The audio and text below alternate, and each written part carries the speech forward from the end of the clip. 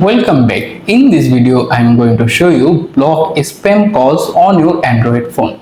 If you are new here my channel, please subscribe my channel. Also like this video. So let's jump right in. First, grab your phone, then open the default phone app. This is the app you can make or receive call. After the app is open, look at the top right corner, click on the three dots more icon. Here, select settings.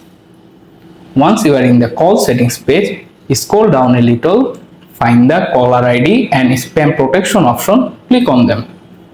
Right now this option is turned off, simply turn it on first.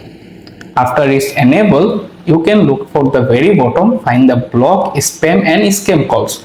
Right now this also be turned off, simply turn it on.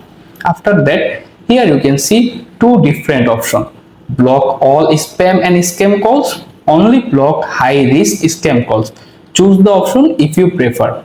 For I recommended, you can select the block all spam and scam calls option. That is how you can easily block spam calls on your Android phone.